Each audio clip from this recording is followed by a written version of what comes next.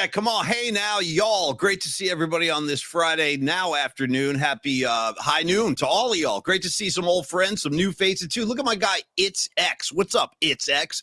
Good to see you, man. Naomi or Noemi. God, I got to break that habit. Noemi, of course I know your name. Rags checking in. Dom, Escobar the third, Pine Needle, Nikki DiFrancesco. Oh, great to see everybody on board today. Tony, you got your jungle backdrop back. It looks great up there, man. How you feeling today, Big T? It's a big weekend in the Bay. So much going on. We're going to get into all of it today, but how are you today? Let's do a little wellness check on T first. I'm bittersweet today, dude, because remember when Rags called me a FOMO-sexual a couple weeks ago? Yeah, FOMO-sexual, we right. were planning the whole, FOMO, fear of missing out. Dude, I've got FOMO you cannot believe. I love being up here for my son's baseball tournament in Tahoe, but man, if the tournament wasn't going on, we'd be in lockstep today, dude. So, well, I basically sent you a threat last night. I issued Tony a pretty stern threat last night. I said, listen, I don't know what you're doing up there. I don't know what's going on, but you better find your way down here at least for Sunday's show. And if not, there's going to be consequences. And we'll address that on Monday. So, Tony, you know the clock's ticking. You got to figure this out. In fact, Tony, you got all this little league stuff. First of all, as far as I can see, I think you've coached enough. You've done your due diligence with coaching. You've put in your dad hours. How do you feel about this suggestion? And I'm not even kidding. How about you guys just go out there and pull a Black Sox, dude? Maybe throw a couple games, take an L. You know, it's Garcia's birthday, for God's sakes. You lose a game for Jerry, you get in the rig, you get back, and I'll have you dancing in the eucalyptus trees by tomorrow night, buddy. Maybe you want to throw these games, just a consideration. So yesterday on the beach at Meeks Bay with Rod Brooks and my buddy Joe, shout out Joe Earbear, and you know Joe and I were having that exact conversation. Lose him. Screw it. Lose him. Have a guy take too big a lead. Oh, we got picked off. That's tough. Sorry about that. You know what I mean? Couple swing and misses at bad pitches. Whoops, we caved. We didn't have it today, guys. Make it happen, Tony. Make it happen.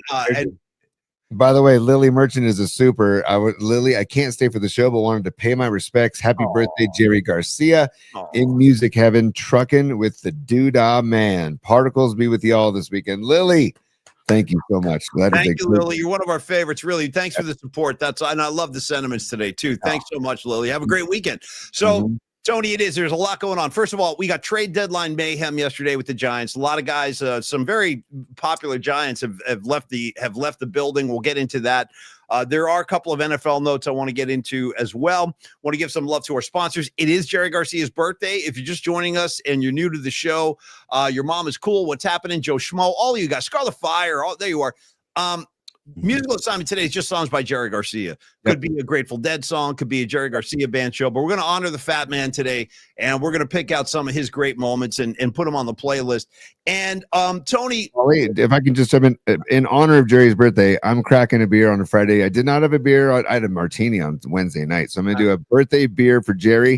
So I just cracked that. And plus, I don't have to coach today. I'm just watching my kid play because my son's playing on a different team. I haven't watched my kid play in the stands forever, so I'm having a beer. Toast to Jerry Garcia's birthday. Toast to Dead & Company and the mayhem, the merriment and mayhem that's going to go down in Golden Gate Park this weekend. And cheers to you, P. And cheers to the PNP Familia. That's a great little slogan there. Merriment and Mayhem, 25, Golden Gate Park. Merriment and Mayhem. I love that. And by the way, shout out to, where did he go? Marcel Pantaleone. Yeah, he goes, hey, listen, I hated to see Yaz go, but it was necessary. When you say, but it was necessary, you know what that reminds me of? Shout out Jack Nicholson in The Departed, which is a great Scorsese film. The more I watch The Departed over the years, the more and more I like it. I really do like that film a lot. Anyway, Jack Nicholson has to kind of evaluate Leo DiCaprio, trying to figure out if he's a cop. Is he cool? What's this guy's deal? DiCaprio's wearing a cast on his hand. Dude, here comes Jack with a freaking construction boot, throws DiCaprio's arm on the pool table, just starts slamming his freaking hand. And do you remember that? He rips the cast off his hand and he's checking him see if he's wired. And then after he does it, bro, he takes a wad of cash, throws it on the table, and he goes, you're going to be okay. And he goes, I'm sorry, but it was necessary. And that's kind of where Marcel's coming in today with, sorry, but it was necessary. I kind of feel the same way. By the way, people in Boston are pissed off that they didn't try to bring Yaz back to Fenway Park, which would have been a real nice move sentimentally And the kid can play. Yes, maybe a change of scenery will do him some good. All the power to Mike Yastrzemski. He's a great guy, been a great Giant, and he put in some good work here in San Francisco. Tony. Also, Paulie, if you get a chance, everybody look up Mikey Yaz on social media, on Instagram. I think is where he posted it, but he had a great post yesterday thanking the Giants team, organization, the fan base. And he just is, he's very sentimental about having to leave. And he says he's going to take San Francisco with him. And he raised his kids were born here. It was a great message. If you get a chance to check it out on Instagram, Mikey Yaz. And I'm going to miss Yaz. I mean, his play was struggling. I'm just being honest. His play was struggling, but you want to talk about a great dude and a great clubhouse guy and a great teammate. And my daughter, of all people, my daughter Olivia, was near tears yesterday. Aww. Yeah, that's what it's like when you're a kid. You don't understand the business of the game, and they get attached. It's hard to explain that stuff to kids. It is. I went through that with my kids, and then when we were little, players leaving town, it's like, Dad, how did they let them go? It's like, well, it's hard. It's hard to explain that to a kid because they're so innocent still. All they see is the game, Totally. So I don't know, man. It's just tough, and it's Buster being Buster, saying, you know what, I'm here to win baseball games, and that's his job.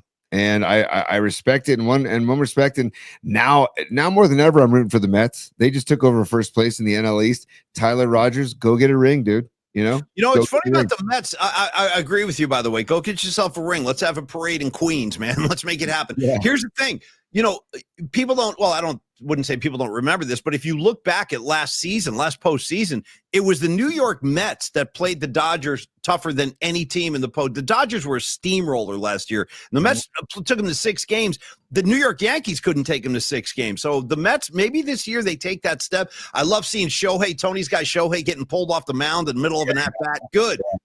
That's what again, I'm not buying. I'm going to be the one guy out here on an island saying, F Shohei, okay? And as Escobar would say, come at me. The guy's a Dodger. His friend's in jail. He's placing bets. F that guy. He's a fraud. I don't buy it. I'm not buying this nice guy, Mr. Cleaver, Leave It to Beaver act. I don't buy it, T. He's too squeaky clean, man. Again, clean. Yeah, come on. Joe, Rod Brooks, and I on the beach yesterday, seriously, having this exact conversation about he's too squeaky clean. Something's going to come out at some point.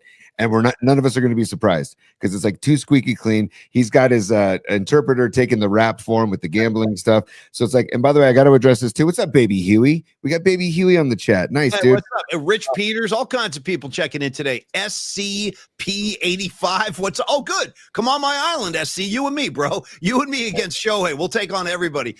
Anyway, great. Go ahead, T. No, Stevie B wanted to know what I was sipping today. Steve Bisecchio. I said this is called the Tahoe Hazy IPA from Tahoe Ale Works, and it's fantastic. Fantastic. So, and also, Paulie, there's going to be so much fun and merriment, like I said earlier in the park. I feel like it's going to be controlled chaos, but it's going to be a beautiful thing. In the park today. And we have, sorry, I'm all over the place right now, but we have so much to get to. We got to talk about Niner injuries at camp. We got to talk about, I want to talk about Micah Parsons and do a wellness check on Rags. I want to shout out Trey Lance too, who was carving up the Lions defense last night. I shout out to Trey Lance running around out there. I was happy for him. Good. Let him get on the field. You know what I mean? Yeah, exactly, Paulie. And then also before we get to our sponsors and Stellar Design and Longbridge Pizza, I know you wanted to address this, but I wanted to just get the vibe going and the love going for our man and colleague and just brother in radio and broadcasting in Greg Papa, Paulie. So I just wanted to toss that to you, and you can take it. Yeah, no question, man. Thank you. So just again, a word. First of all, I want to dedicate the show today to Greg Papa. Yeah. If you haven't heard the news, he has announced this morning publicly that he's fighting cancer, and that's a terrible spot to be in. However, Greg is very optimistic. Greg's a strong guy. His mindset is 100% correct. He's ready to take it on. He's going to fight it hard. I mean, I know other people that are fighting cancer right now too. Other friends of mine. It's a tough spot to be in. It really is. But when you are in that spot, Greg, it just from me to you, brother. I love you. We all love you. Yep. And I believe that you're going to be fine. I do. You might have to go through some ups and downs here while you're getting your treatments, but I do believe you're going to be okay. I think your attitude is great. I saw the statement Greg released today. Believe me, all of us here in the Polymac scene community, the PMP family, we all love you, Greg. And Greg Papa, dude, when you really get down to basics, the guy is a Bay Area sports broadcasting legend. I mean, Yep. how many people can say they've done play-by-play for the Oakland A's, they've done play-by-play for the Oakland Raiders, for the San Francisco 49ers, for the Golden State Warriors? I mean, this guy literally has done it all in the Bay Area, and he's been part of the Bay Area broadcasting scene for, I mean, what, 30, 40 years? He's been around a while, man, doing this. So we all kind of grew up with Greg, and we all respect and love Greg, and that love and respect goes deep into I think the Bay Area community. There's a lot of people who love Greg Papa T. Oh, no question. And his imprint and his just influence on all of us. And like, he adds so much to the 49er broadcasts. And I want to also say, just having worked with Greg for years, I just want to, I always appreciated, and that's why I'm not worried about this too much, because of his vibe and his perspective, because he's always in good mood. He's always positive. He's always cracking jokes. So I just want to say that I feel like that personality is going to carry through in his fight with this cancer diagnosis. And like you said, Paulie, we're sending him love you too, Greg. And here's to just kicking that thing's ass, right? And getting Greg back in the booth where he belongs, because Tim Ryan and Greg Papa in the booth is some of the best sports broadcasting you can get. So a couple of years ago, Tony and I were hanging out in Tony's studio at KNBR, and he goes, "Paulie, come here, you got to see this." And I walk into his studio, and he had a video. I don't know who shot this, but somebody shot a video of Greg and Tim calling a Niner game, but it was from the seats. It was from outside the box. Like, somebody turned around and filmed it, dude. And I'll never forget this. Tony was like, "Dude, you need to see Papa, dude." At one point, he's like climbing out of the window while he's making a call. He's like he's sticking his whole upper body out of the window. It was hilarious, but that speaks to his passion and the enthusiasm and like how he feels the game. And you're right, that pairing of Tim and Greg is essentially perfect, because they're such different. Like, Greg is a polished broadcaster. He calls the game, and then Tim goes, "That's right, bro." You know, Tim comes in with his stuff. "Yeah, that's right, man. They're banging heads, bro." You know, and it just works. It just works well. It's like an essential, integral part of the 49er broadcasting experience. I mean, it really is. Those are the voices of Niner ball. So, Greg, freaking love you, buddy. Chin up. Keep going forward. That's all. Just keep going forward, man. Before you know it, this thing will be behind you. And if there's anything any of us can do, all you got to do is reach out. We're here anytime, brother. So get well, Greg Papa. This show's for you today, buddy. 100%, Paulie. Thanks for dedicating it to Greg. And also, in that visual, I want to give people the visual. Greg's got the binoculars on because they're up in the booth. And Tim will like treat Greg like a rag doll. You start shaking. Yeah, Pop, look at it. You see Freddie Warner down there, Greg? Yeah, shaking him. Yeah, like a rag doll. Yeah. And Greg wants it. He's like, "Give me more. It's the best." And my uncle Paul Tonelli is in that same booth with him. So it's a fun scene. If you ever get a chance to go in that booth, Paulie, go in that booth because it's fun. And also, Paulie, I just want to say, he rolled the dice and said, "You know what? I'm going to change. I'm going to have my own touchdown call, and I'm going to go with it." And that touchdown call has become a staple in the NFL. And you see it when you see NFL films doing their stuff on Niners. When you see any highlight films that are about current 49ers football, they use his call all the time. I used to get emails from ESPN, from Fox, from all the major outlets asking me for Greg Papa's calls all the time, because it's just a legendary call, Paulie. So I agree with you.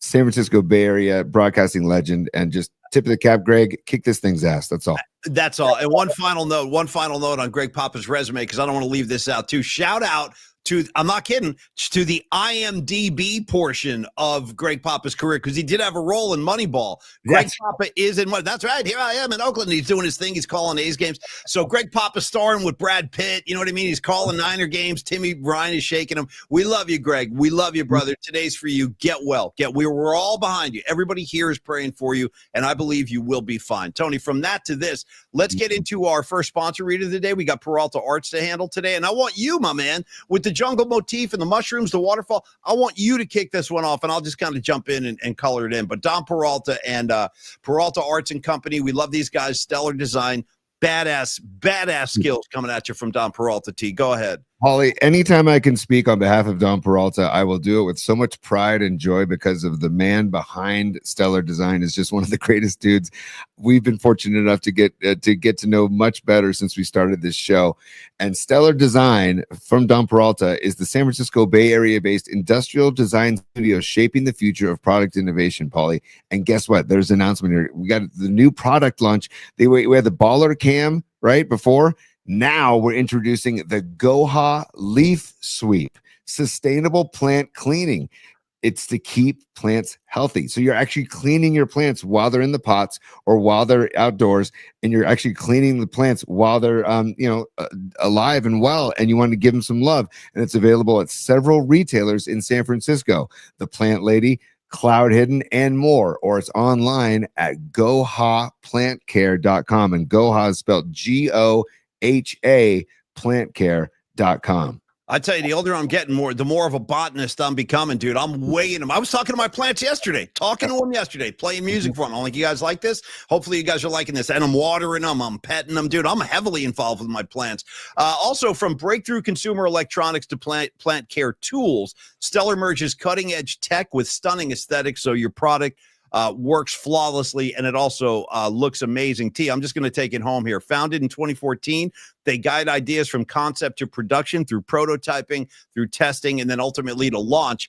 Stellar creates award-winning design with meaningful connections between people. See, that's the key, meaningful connections between people, product, and brand. So whether you're an individual with an idea, whether you're a startup, maybe you're a Fortune 500 company, Stellar offers a partnership to achieve out-of-this-world design. So please do visit stellar.design and make design impact. Reach out to Don Peralta anytime. Dominic at stellar.design, 650-796-3144. You can reach out and call Dom anytime, Tony. And I suggest you do that because the kid is talented. And like you said, he's a great guy. You know what? Hey, final thing on Dom.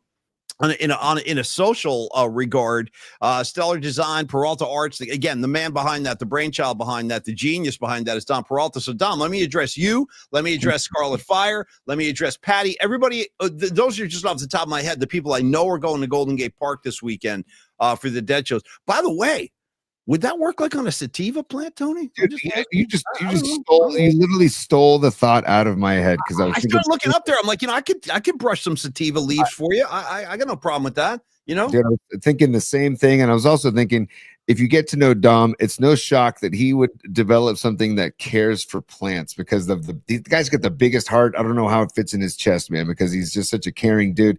And of course, you want to care for your plants because they're helping us survive, right?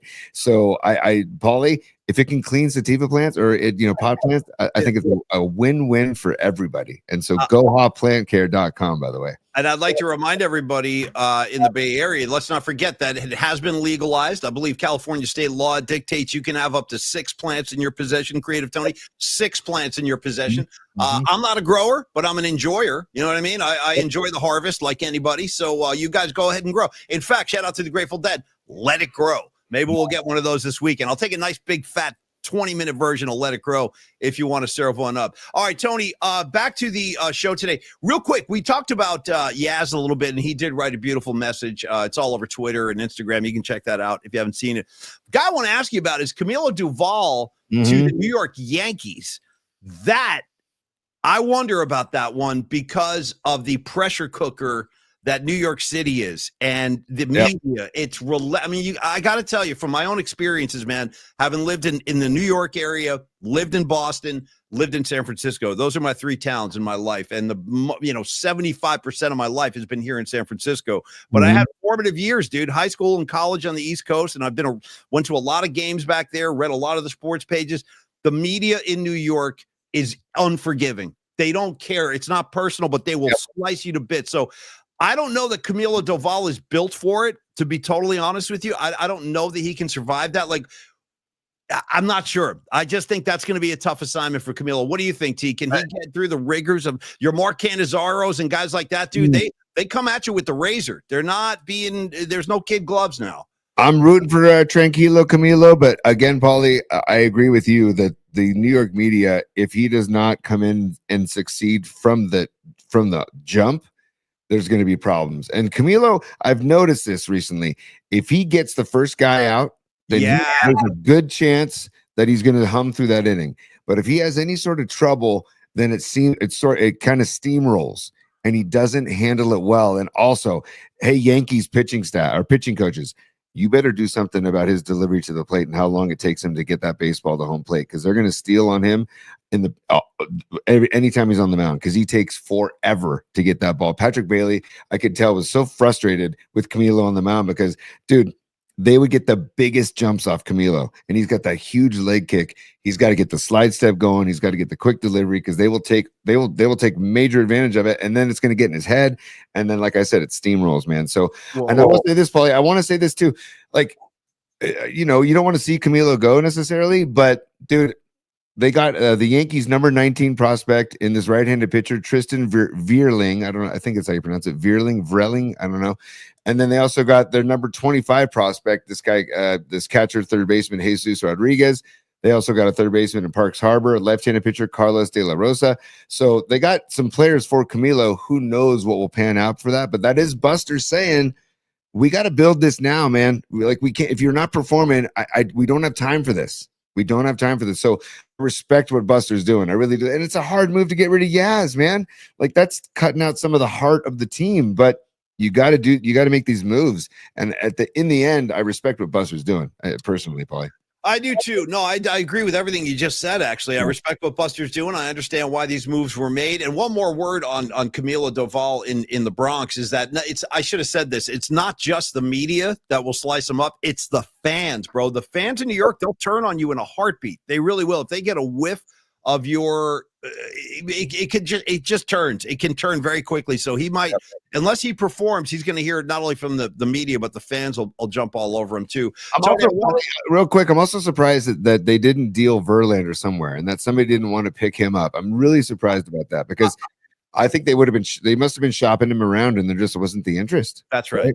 That's exactly what I think is the case there. Like, I think people looked at his age, looked at what he's done this year, and said, like, I don't know that I want to give up my future for a guy who's got maybe a couple of good starts left this year. So I think they probably tried to, Tony. I think they probably tried to move him, and there was just nothing there. Hey, I think I saw a couple of supers go flying by. I think I saw Escobar. Let's get those guys if we can, Tony. I think I saw a couple, but they're no longer visible on my end. See if you can dig those guys up so we can give them some love. Paulie, as we say in the industry, stand by. I'm standing. Nowhere. I'm not going anywhere. I'm still standing. Yeah. Good call, T. Where to go? I did see that. It's just hard to keep track of these, because thank you. The chat is on fire today, and people are talking about the show. Here's Escobar. He's dude, Escobar, thank you again for the Superman. Oh, that's about Shohei. That was about when we were talking Shohei Ohtani. He had to leave the game. Yeah. And, well, listen, Escobar's going to do what he needs to. And I'm not challenging Escobar based on his size and his bulk.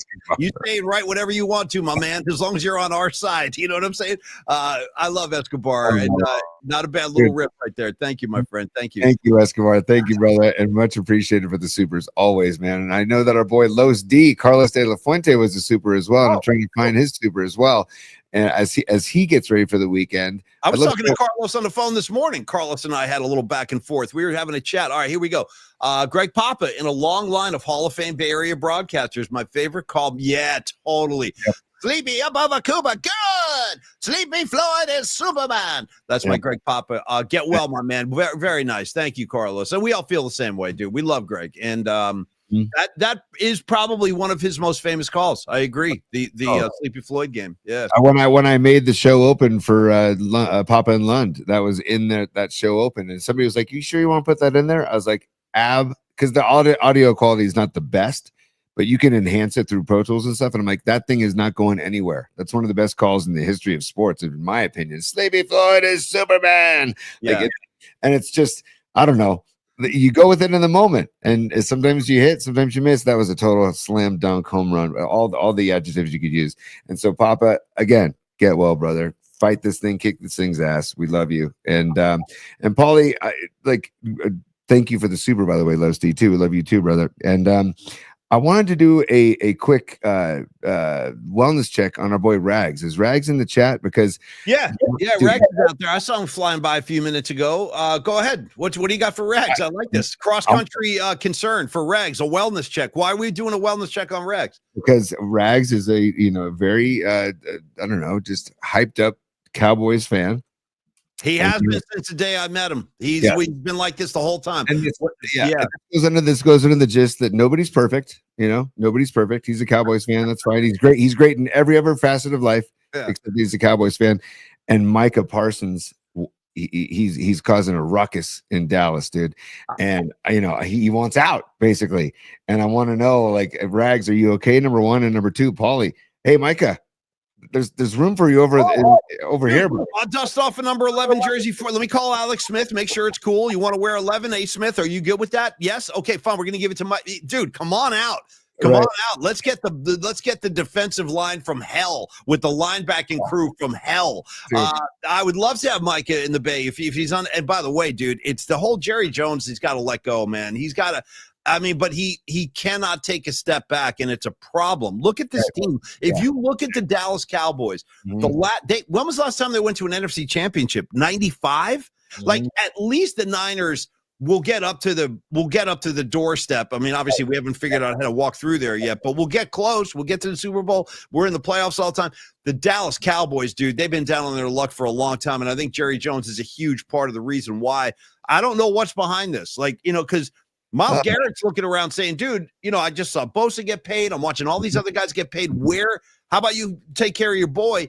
I heard it's gotten so bad in Dallas that Parsons is actually now using this language. He said he's considering, quote, severing his relationship with the Cowboys in whatever he might, if it gets as severe as it could, he might have to sit out this entire season. Like, that's on the table right now. Then could you imagine being a Cowboys fan and having to deal with Jerry Jones still? No.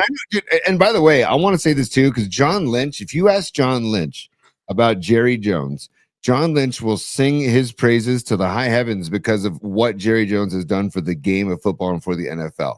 So I have to give and tip my cap to Jerry Jones in that respect. But it's also, you got to know when to kind of, and this is why I got to give John York all the credit in the world. He stepped aside. Remember back in the day when John York was heavily involved, it was a mess. Dude, that's my blackout period. That was my blackout. I still don't even remember those years. I don't even know what happened during the Erickson and stuff. I barely remember a snap. I tried to black it out. Like, it's like trauma. Like in Good Will Hunting, when Matt Damon was like so messed up from his abusive childhood, like he just shoved it so far down into his subconscious that he couldn't really even access it. That's how I feel about the John York years with Erickson and that whole. Like, I don't even acknowledge it. You know what I mean? Yeah. Right. And to his credit, though, he kind of stepped aside, and then Jed kind of took over, and Jed's even kind of stepped aside. Jed's still involved, but he's quiet, right? Jerry Jones is just it's become a clown show with Jerry Jones, man. Yeah. And like the whole helicopter landing on the practice field. These guys are trying to take their reps. All of a sudden there's a helicopter coming down. Bro, get off our field, dude. Of course we're losing games. There's a helicopter on our practice field, dude, because he thinks it all revolves around him and it's his team. Right. And if he wants to do it that way, it's fine. I will say this. I agree with John Lynch that it's hard to dismiss Jerry Jones because of, like, you look at the history, like those 90s teams, maybe the best offensive line I've ever seen in the early 90s. I mean, Emmitt Smith, all those guys, they were a force. And, and he does draft well. I mean, he brings in great players to Dallas. Maybe it's more a coaching thing. I don't know, but he really should get out of the way. I mean, he should just get out of the way, man, and let the football people run this. But he considers himself to be. What do you got? What? Leah Phillips says Jerry Jones reminds me of that creepy Patriots owner, Robert Kraft. Dude. Yeah, I don't blame Leah. The massage, the affinity for the massage, pregame massage, is a little creepy. I do agree. Aaron Cass checking in as a super T. Let's give him some love, brother. Cask, what's up? Listen to Black Sabbath. Aaron Cask, he says, I'll sum it up for you, Paulie. It was the bleep storm, including by breaking his leg, or BY breaking his leg Tim Rattay, dude. Number 13, bro. Number 13 in your scorecard. Tim Rattay. Yeah. Arnaz Battle. Wow, dude. And then the Dennis Erickson era. You want to talk about something that I tuned out was the Dennis Erickson era. It's like, no, bro, he didn't even give a shit. By the way, Arnaz Battle, number 88. Am I right about that? Number 88? Maybe 89? Was 88 or 89? Bro, and I'm usually pretty good with this, but I think I'm going on this battle 88. I think. Oh man, Nate Singleton was 88. I remember that. But Arnaz Battle 88 or 89. Yeah, I think you might be right with 88. Stevie B coming in with an 83.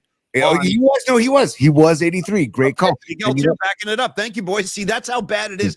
One of the things Tony and I can do really well in life is give you 49er numbers, jersey numbers from the past. Like as far as in a two-man group, we'll probably beat anybody. Like we got it covered. We got it all covered.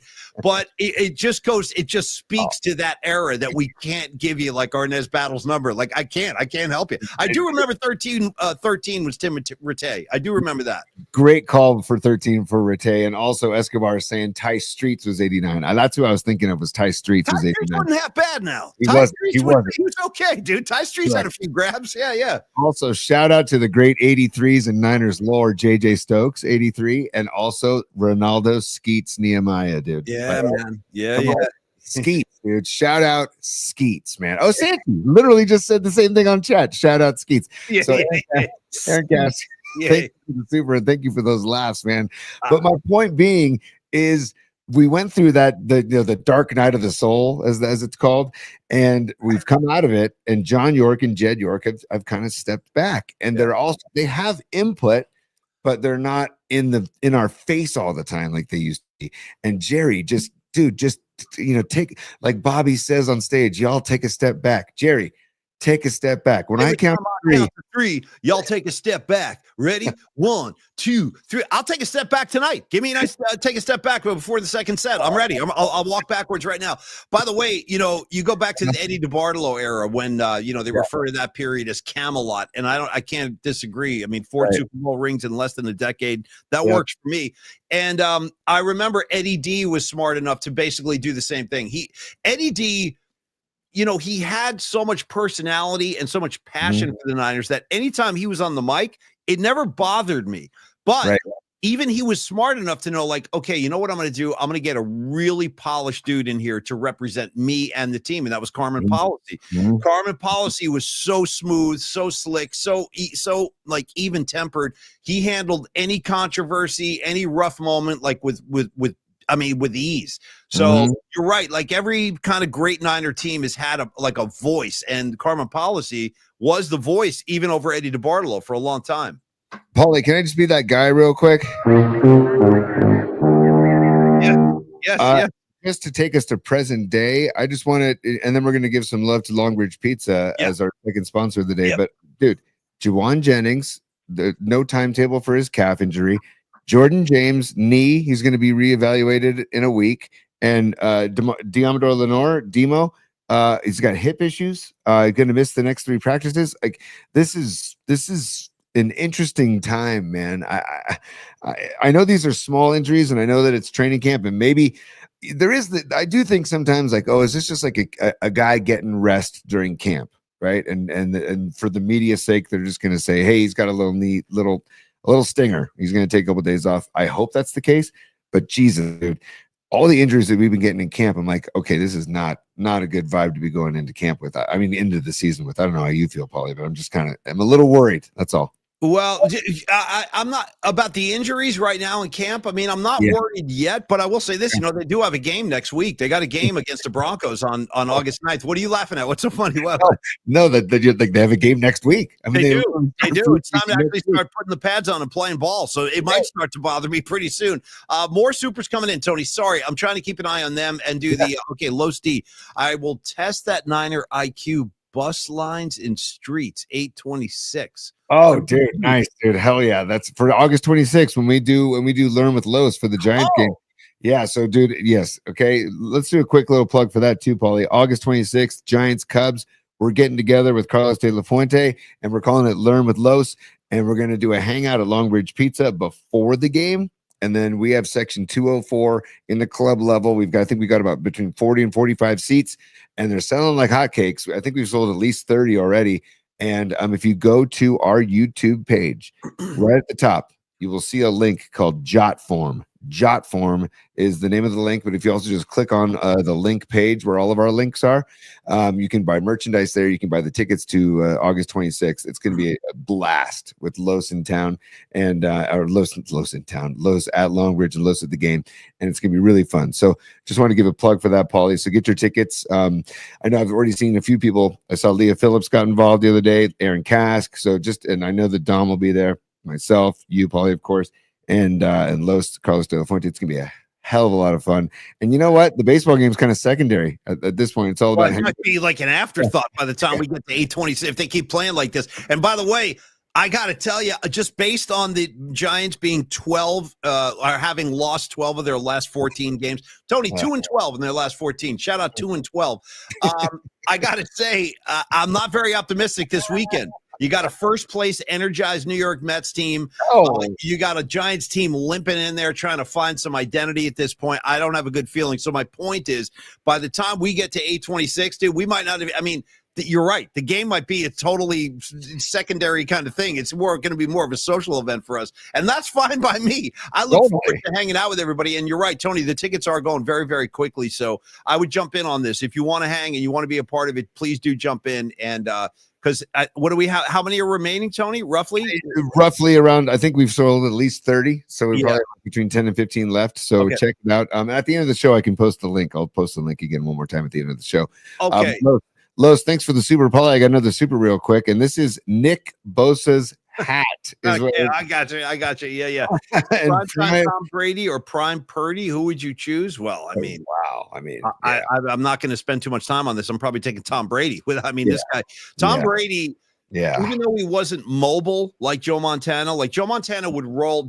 Don't sleep on Joe Montana rushing the football. I'm not kidding. He had a bunch of rushing touchdowns and the pump fakes while running. Dude, pumping, running. Yeah, he was just an athlete, man. Joe Montana was an incredible athlete, undersized too. He was not a big dude, but he beat everybody. And I will tell you this: rolling to his right and throwing on the run, he did that better than any quarterback I've ever seen. Now, Tom Brady could not do that. Tom Brady was not mobile. He hardly ever rushed the football, but he did remind me of Joe Montana for a big portion of his career in the way that he handled the offense, the way that his determination just to win, his competitive fire is hard to compare to anybody. But I would take Tom Brady in that equation, Bosa hat. How about you, T? 100%. And I love Purdy, but Brady is arguably the best quarterback ever to play the game. So, what I love about Brady, and if I was any young quarterback in college or in the pros, I would want to reach out to Tom Brady and his training, his head trainer or his whole training crew, because for him, it wasn't about getting big. It was about being pliable. I remember he told me once, pliability. Well, stop right there. You can't just casually throw that. Well, Tom Brady told me this once. We got to reset the table because people don't know. Not everybody on board tonight knows. You're aspiring botanists. You're Noemis. I'm not sure they know the full history. Creator Tony and Tom Brady, they actually do know each other, and you should explain this to people just so that they know. They're like, Tom Brady told me once. You got to fortify that. Tell people where that came from. That totally slipped out. I didn't mean it, but. So what it is I went to grammar school. The Brady family and my family grew up blocks away from each other. Tom was the only boy with 3 sisters. I was the only boy with 3 sisters. His older sister, Maureen, was in my class. And Maureen, I would argue, is the best athlete of the family. She was an incredible softball player, played for Fresno State. And her daughter, Maya Brady, played for UCLA and has now played for the U.S. Olympic team. And she's an incredible athlete as well. Anyways, so we went to grammar school together. Tom was always the young kid that wanted to play with us, like kickball, dodgeball, all that stuff in the yard when we were like in 7th, 8th grade. He was like in 3rd and 4th grade. And then we stayed in touch. My mom and his mom played on an over 40 soccer team called the Hot Mamas, which was a lot of fun. So we would all go to those games together. And then I'll never forget when he got drafted, because I had his info, I called him and he came on. And then he used to come on all the time. And then it finally got to the point where he texted me and he's like, hey, dude, it's mayhem and it's nothing personal, but I can't do this stuff anymore. So, but basically the pliability conversation happened because Tom's sister Julie, who I went to college with at St. Mary's, she played soccer there. She introduced me to my wife, Megan. Megan was in Julie's wedding on the island of Lanai. And so Tom and Giselle were there for that week. We spent the week on the island with everybody. And that's when Tom was talking to me about the pliability stuff. And it was like, that it was fascinated me about it. He's like, no, I don't need to get big. I just want to have my muscles be like rubber bands. You know what's so funny, dude? These pro athletes, a Guy McIntyre told me the exact same thing years ago. So, Tony, remember when I hurt my back? I had to have a back surgery. This is like 25 years ago, but I herniated a disc in my back. It was the worst pain I ever felt in my life. And I remember I was talking to Guy, who's a friend of both of ours, Guy McIntyre. And I was like, dude, what do you do? How do you recover from a bad back? And he said the same thing. He goes, dude, my best recommendation is stretch extensively every single day. And I still do that. I do. I stretch this morning. And don't you feel so much? Don't you feel so much better? Don't you feel so much better after you stretch? And you're going to 3 shows, dude. You better stretch every day. And Tony, I'll be stretching at the show. Yeah, if you see me tonight, there's a good chance you'll see me in a stretch pose. And I'm not even kidding, bro. I stretch multiple times. I used to stretch during commercials at KNBR. I'd be stretching. Murphy would be like, what are you doing? I'd be like, dude, I got to stay loose. But being stretched out, I believe that in my heart and soul has saved me from a variety of injuries because your muscles tighten as you get older and you got to try to stay limber. So Tom Brady's not wrong. And look at the results. How many Super Bowls? You played in 10, won 7. Jesus H, bro. We got when the dust clears someday, you and I gonna have to the guy won 7 effing Super Bowls. What the hell, man? Yes, and your mom is cool. He says Tony can lend you his roller. I'll lend anybody. I got my own. I got a roller. I got my own. I got the foam roller. I got the whole thing, man. Believe me. Foam roller, dude. The foam roller is a lifesaver. And Paulie, one little vignette, by the way, from that week on the island of Lanai is we were at the pool, right? And we go to the pool every day. And I was on a chase. How much attraction to those? How much like mayhem do those two attract just when they walk to the pool? There's Tom Brady and Giselle. Here we go. Like paparazzi. Was it mayhem? It was crazy, but it was. My point was like they kind of like bought because Julie Brady married Kevin Youkilis, the former Red Sox, and so that he had some of his Red Sox players there too. So they kind of like told the hotel, "Hey, this section of the hotel we're going to keep private." And then, but I'll never forget sitting at poolside with Maureen in a chase lounge next to her, and she goes, "Ah, damn it!" And I go, "What?" She goes, "See on that rooftop over there, like a few buildings over," and she could see a camera with a massive lens, like 3 rooftops over, and they were trying to get shots of Tom and Giselle, and it was let them be. Let the guys have a weekend. Let them go to the pool, for God's sake. That would be a really tough way to live your life, dude. It really would, and it can damage some people when you're that famous and you can't leave the house without getting hounded by the paparazzi. By the way, we got more. Yeah, here we go. Paulie doing the cat. Yeah, bro. That's what do you want? You want? I'll do the downward dog. I'll be doing it all, bro. And Stevie B. I'm not kidding. You guys, I'm not kidding about. I will definitely be stretching at the show tonight. At least during step break, I'll be stretching, guaranteed. Yeah. Paulie, do you know what the cat cow is? Like it's like a hip. It's good for your lower back. It's really good for your lower back. You're on your hands and your knees. You're on all fours. I don't know if I'm going all fours tonight, but I'll be stretched. You can trust me. There's other stretches I know that are going to be a little bit less embarrassing. Yeah, This is a great time to transition into Longbridge Pizza because I want to show you. I'm going to share something from Stevie B right now because he sent an email in, and we have the musical assignment, by the way. Everybody, thank you for your emails. We'll get to those later in the show. But Stevie B, I want to share this on the show right now because he just had the comment, and he mentions Longbridge Pizza. Oh, excuse me. Shoot. I want to get this on. Hold on. Who just threw a child's pose at me? Oh, Stevie. Yeah, Steve. Nice. Stevie, got to end of the show. You got to go child's pose. I just might let the crowd thin out. By the way, dude, they're expecting between 60 and 70,000 at the park. Wait a second. Where did this come from? This is from Stevie B. Stevie B. So he just sent a picture of this, and he says, back to the email, he says, "Rocking this bad boy, and my wife is picking up some Longbridge dough for a dead pizza night at home with this new recipe. And the new recipe is called China Cat Sunflower. Nice. It's homemade marinara, mozzarella topped with ricotta, sun-gold tomatoes, sunflower seeds, and Chinese chili crunch oil." Dude, respect, Stevie B. Respect, man. I want some of that pie, dude. And then he said he's rocking this sweatshirt while he's doing it. If you can keep that shirt up there for 1 second, this is very unusual that this is happening, but I do have to, I got to jump on the moment here. So that shirt, that's from Stevie B? Yeah. Okay. So about 3 years ago, and I don't know if you're out there. I'm kind of like throwing a Hail Mary pass here, but somebody sent like right near the end of my final days at KMBR, somebody sent me a very similar shirt, and it was from a woman. I think her name was Amy, I think, and she lived in Hawaii. This is who I remember. And she goes, "This shirt reminded me of you because it has a Grateful Dead theme, but it also has the Niners, like your two favorite things, Dead and the Niners." And I was like, that was really nice of her. And I never got a chance to thank her. And I don't have any contact info. I'm just throwing this out there. If you're out there, I did get the shirt. Thank you so much.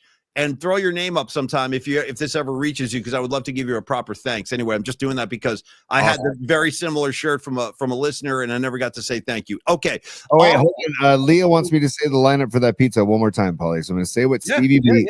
This is the China Cat sunflower recipe, and the Stevie B said he's never tried it before. He's giving it a shot tonight. I'm going to try this as well. Homemade marinara, mozzarella topped with ricotta, sun gold tomatoes, sunflower seeds, and Chinese chili crunch oil. Dude, I love the Chinese chili crunch oil, dude. I get it by the caseload, Steve. So we have that delivered to the house, by the way, Paulie. I'm gonna get you some of this too, Paulie. It's the Momofuku is the Chinese chili crunch oil that I use, Paulie. I'm a Momofuku head, bro. I'm a big Momofuku guy. I just like saying it. You know what I mean? Yeah. It's so freaking good. Yeah. So that's the pizza that Stevie B is going to try, but I thought that was a good way to segue into Longbridge Pizza before we do the final portion of the show. Okay, and okay, let me say, there's a lot. You're right. The comments line is going nuts today, bro. You guys are having a great time. I kind of want to jump in there and hang with you guys. Hold on. There's so much stuff. Okay, I'm getting distracted by Aaron Kask right now. Okay.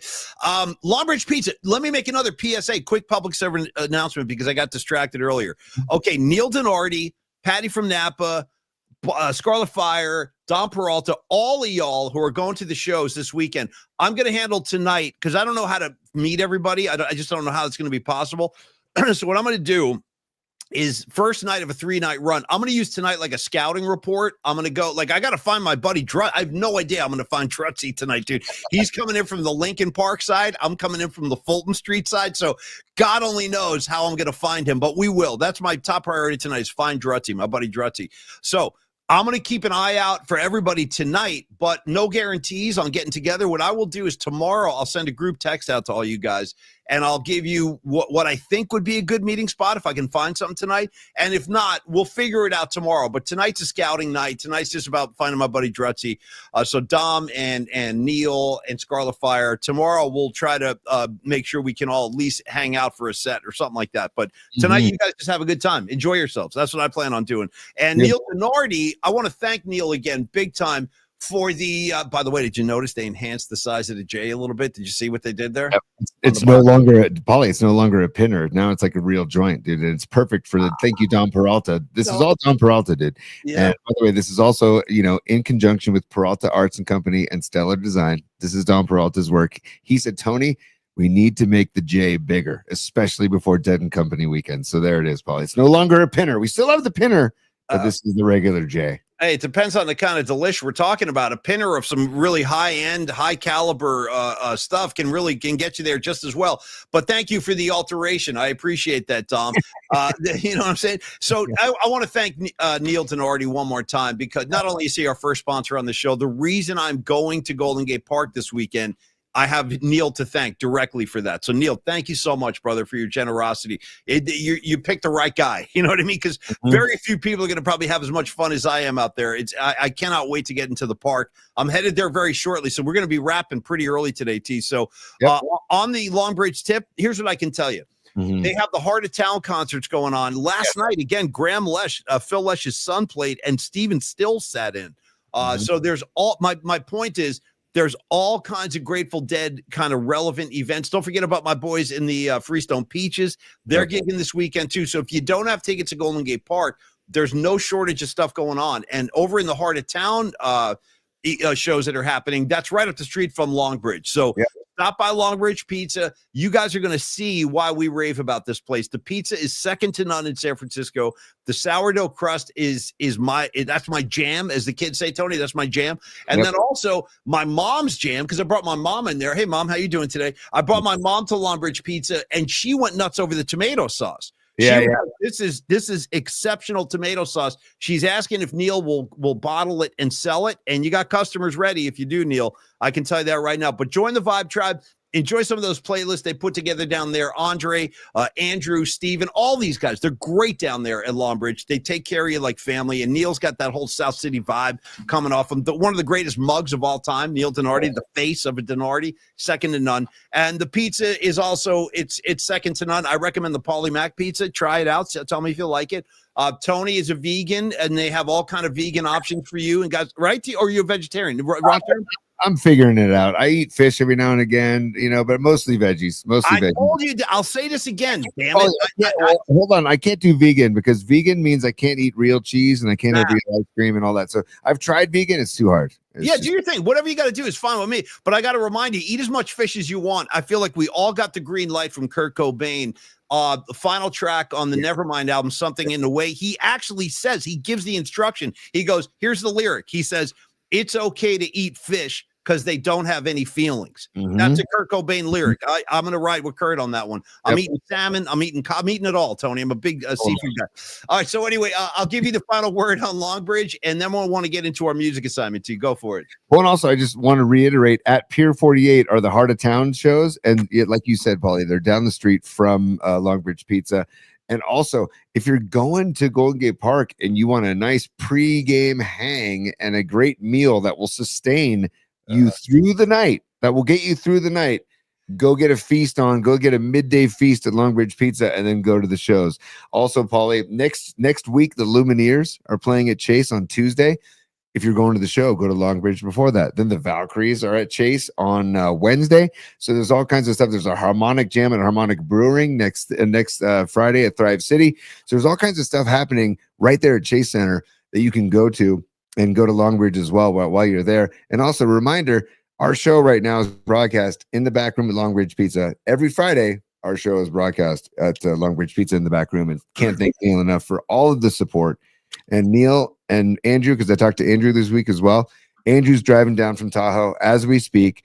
He's going to be at the shows. Neil will be at the shows. It's just kind of like the Vibe Tribe will be in place. The particles will be in the air. It's going to be a wonderful weekend at Golden Gate Park, Paulie. Thank you. Very well said, Tony. And thank you, Longbridge. Neil, I'll find you this weekend, bro. Probably not tonight, but I'll find you tomorrow or Sunday. Also, Tony, I wanted to thank, hold on a second here. Which one is this? Okay. I want to thank the entire crew down at Longbridge for all their support since day one. These guys have been amazing, like Tony said. So wherever you're going to be this weekend, stop by Longbridge, make your whole weekend a little bit better. All right, Corinne, did I see some supers go by, Tony, that we missed? I want to make sure we're caught up before we go to music. I'm sure. Well, first we'll go to Ray Goodman. He says, dude, Ray's gigging tonight. Beautiful, dude. I told you, I'll tell you, it's a music. I'm going to say this. San Francisco this week and weekend is the musical center of the universe. It really is. You can't mess with us this weekend. We got it on lockdown. I got Goodman playing too, T. Yeah, Ray Goodman, dude. Ray Goodman and the Soulmates playing on at the William Welch Wines in Martinez tonight, and also Ray's birthday gig on September 5th is coming up as well. So we got to celebrate that. And Paulie, I think you and I should do our damnedest to be at that gig. So Ray, thank you for the super as always. Thank you for the support. You and Noemi just rock. You guys are the best, man. So thank you, Ray. And Paulie, you mentioned the Freestone Peaches. I just want to give more information on that. Freestone Peaches Sunday. It's the barbecue on the lawn at Rancho Nicasio. And like Paulie said, if you don't have tickets to the Golden Gate Park, or you're fried, you went hard on Thursday or Friday and Saturday, Rancho Nicasio is a great place to see a show. Paulie, my old band, we used to play there, and it is a great spot to see a show. So highly recommended. If you can't get to the shows at Golden Gate Park, Rancho Nicasio is where Freestone Peaches, I think it's 4:00. Barbecue on the lawn for the Freestone Peaches, Rancho Nicasio. I was talking to Jeff Faust this morning, actually. We were texting back and forth. He texted me and he goes, Paulie Mac, have a great time at the Dead shows this weekend. And he goes, do me. And I said, you too, bro. Have a great gig on Sunday. I wish I could be up there. I'll see you soon, though. And then he goes, Paulie Mac, one word of advice. He goes, don't eat the brown acid at Golden Gate Park. And my response was, I go, I can't make any promises. You know what I mean? I can't make any promises this weekend. All bets are off. I may or may not be kidding. By the way, I want to say, Stevie B, you made me laugh, dude, with those comments about Kurt Cobain. You made me laugh. You're a funny dude. All right, Tony, music assignment is here. The Dead are in the park. It's Jerry Garcia's birthday. I'll tell you the truth. Aside from my dad, I Mm. miss Jerry all the time. I Paul, miss Jerry on a regular basis. sorry to pause you right there, Paulie, but Karen came in right there with the $20 and she says, "May particles fill the air." Dude, Karen, thank you so much. Paulie with the red frames. Yeah, I know you love the red frames. I do. Karen, thank you for the support. Thank you for the super. And yes, may particles fill the air. Paulie, you were just filling the particles as it's Jerry's birthday. So Well, continue on. I just thank wanted you, to Karen. No, Karen, thanks for everything. Well, you're one of our favorites. We see you all the time. Thanks for supporting the show. So, yeah, dude, I miss Jerry actively. And since this is his birthday and it's a 60th anniversary celebration, all these people coming to town, Billy Strings, Sturgill. I'm psyched to see Sturgill tomorrow. So here's the one thing I know about the Wknd. You guys probably know this too, but in case you don't, I've heard the doors open today at 2:30. So basically, we end the show. I'm going right in, like in a couple of minutes. So if you're out there right now, have a great show. If you're on your way, have a great show. Hopefully, I'll run into a lot of our friends. If you see me, come over, say hello. I'll be the guy stretching in the middle of the songs. And Tony, I wanted to do the music assignment this weekend for Jerry Garcia because without Jerry, it's a safe bet to say none of this would be happening. Isn't that wild? You can kind of trace it to one guy. Like without Jerry, there's no 3-day event in Golden Gate Park. There's no Trey Anastasio. There's no Billy Strings, or if they are, they're playing in a much different style, most likely, because Jerry's shadow kind of affected and influenced a lot of people we're going to see this weekend. That includes John Mayer. Throw him on the pile. I got a couple things, Paulie, and then I'm going to let you take it back. But I have a couple supers that I want to honor. And I also want to tell you that the particles for me and my family with Jerry Garcia go back to when Jerry Garcia was a kid.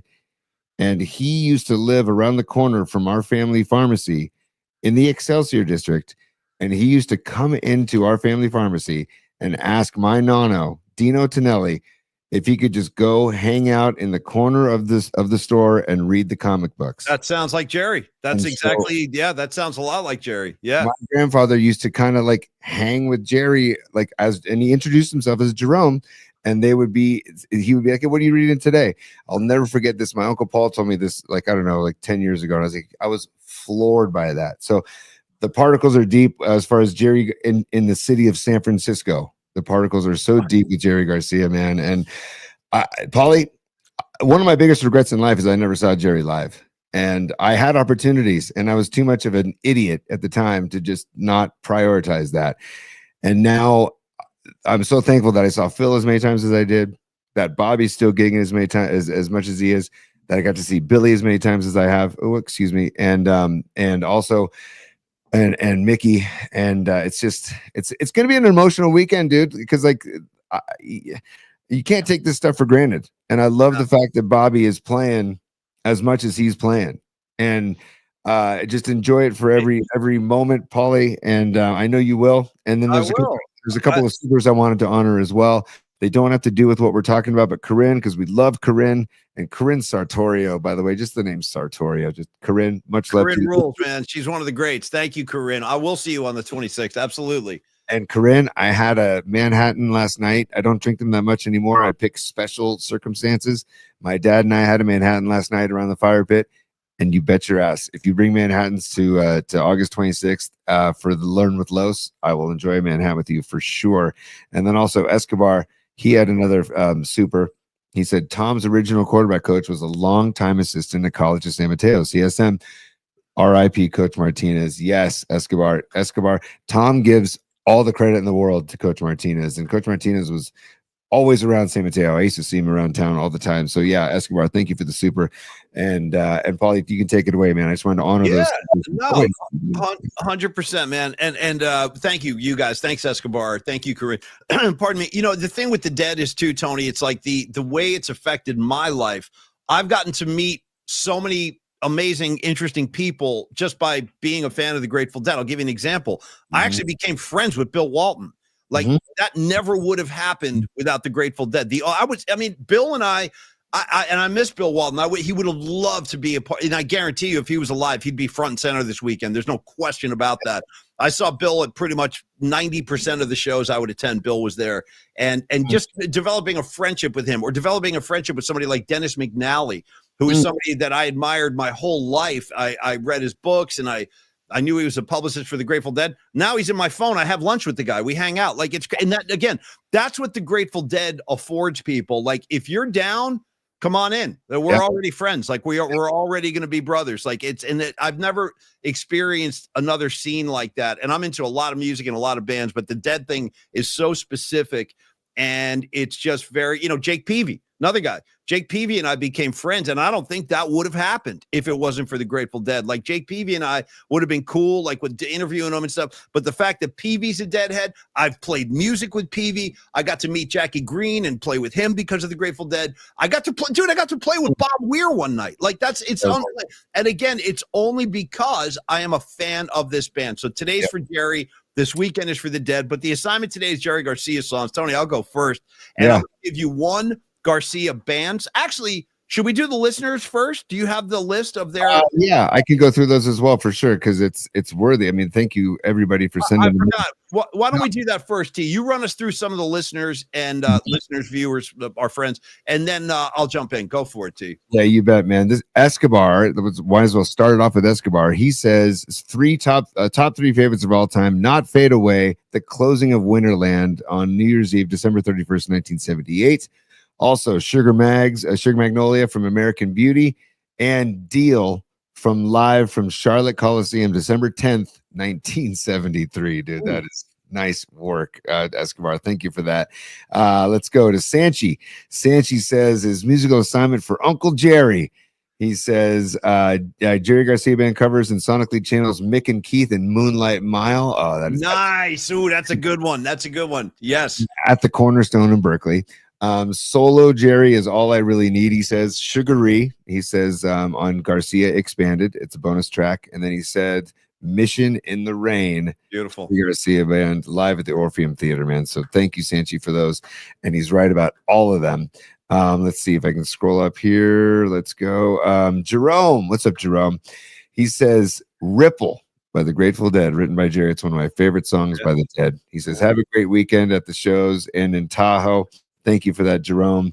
We've got Jim Bull, and he says his song is from the Pizza Tapes with Jerry, David, and Tony Rice, and his song is Shady Grove and Rosalie McFall. Man, dude, fantastic, dude. So that's from Jim Bull, and then we move along here, Paulie. Steve Bisecchio, Stevie B. He says, when the hunter gets captured by the game. Dude, Stevie B. Great. Great call, dude. That's a Smokey Robinson cover. How about that? That's a Smokey song. Great pull, Stevie B. I love that song too. So that's his Jerry solo selection. Then for the Dead, he says New Speedway Boogie and Europe 72. I Know You Rider. So those are Stevie B.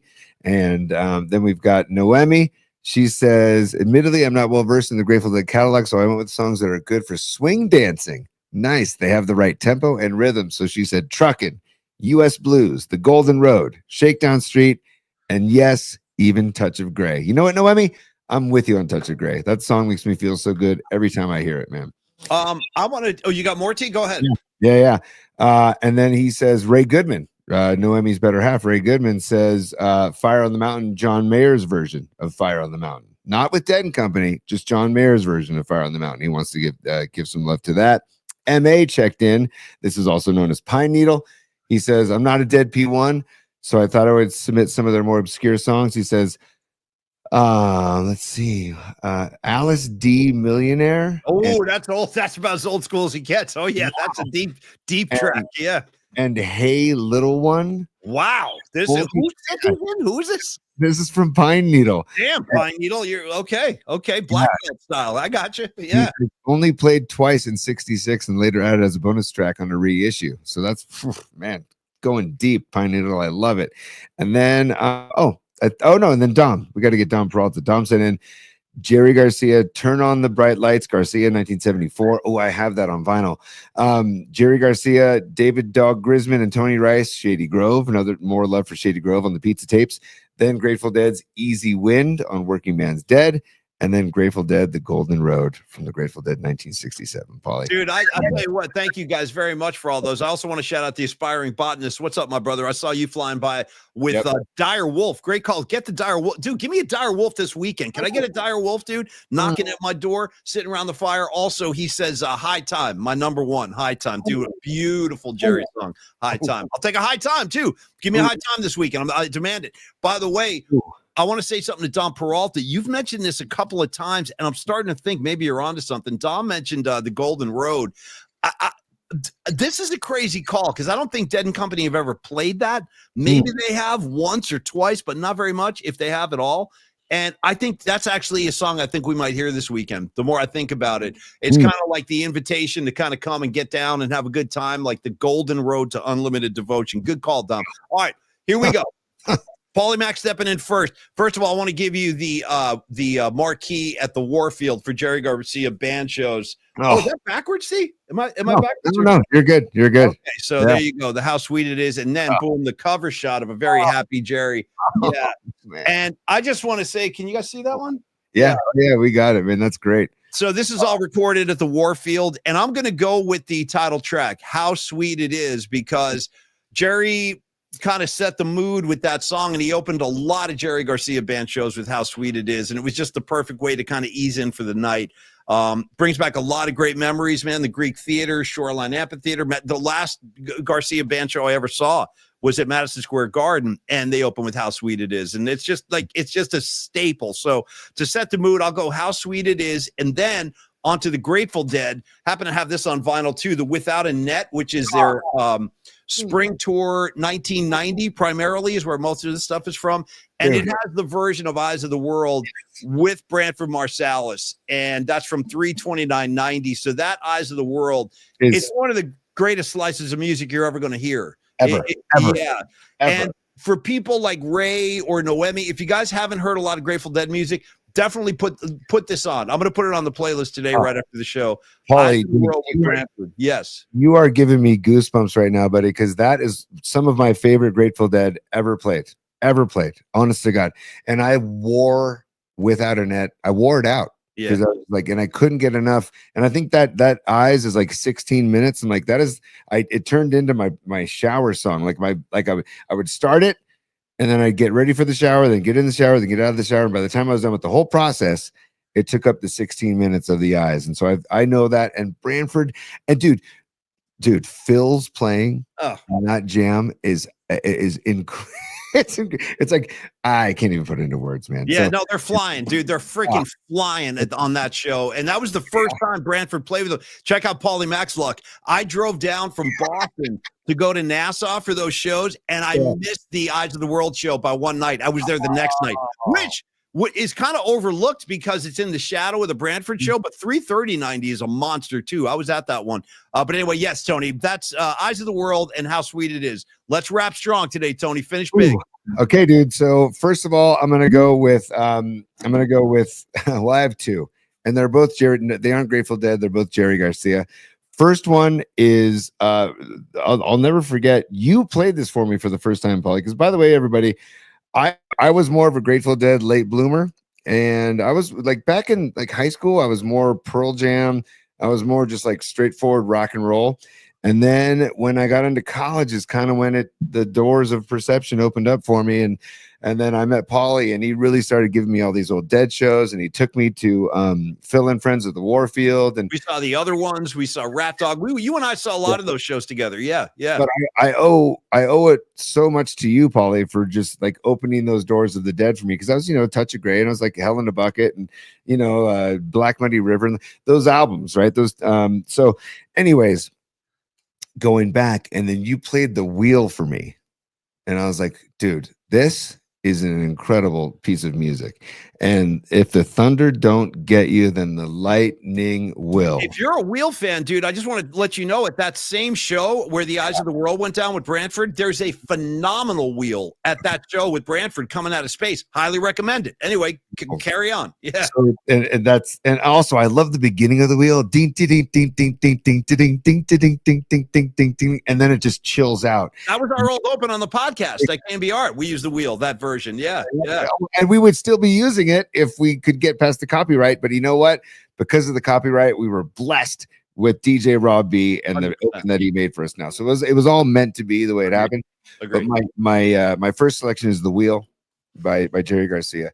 It's just an incredible song. And then the second one, it's an instrumental. In my old band, we used to play it.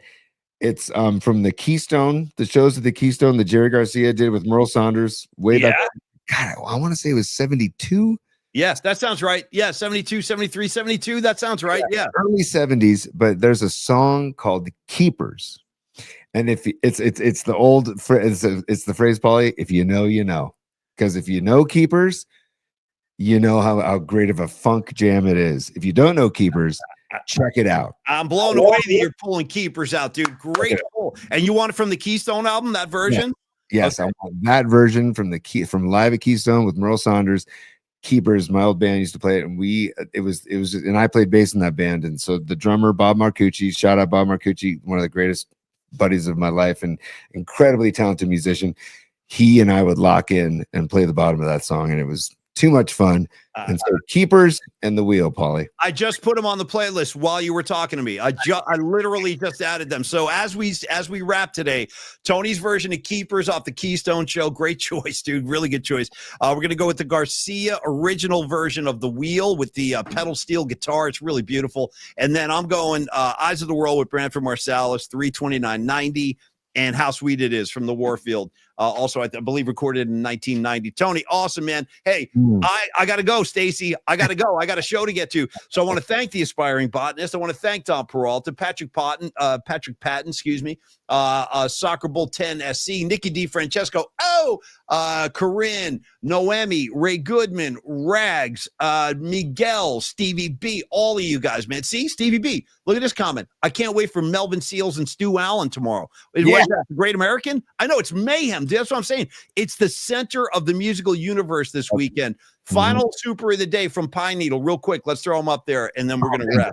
Pine Needle. Come on, man. And by the way, the backdrop is from Pine Needle. That's one of the many that he sent me, and I'm trying to rotate him through Pine Needle. Thank you for the backdrops, brother.